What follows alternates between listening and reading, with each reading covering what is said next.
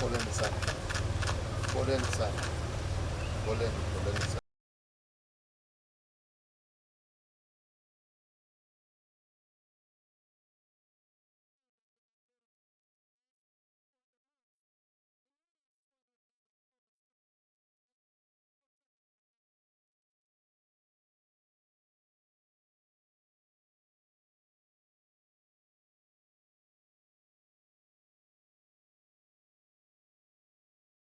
Pokea ujumbe maalum kutoka Kenya kiongozwa na Waziri Amina, na wametumwa na Mheshimiwa Kenyatta kwamba wapo tayari kufanya kazi na Tanzania, wako tayari kuzidisha mahusiano yetu na tufanye kazi kwa maendeleo ya nchi zetu, lakini pia kwa jumuiya yetu Afrika Mashariki.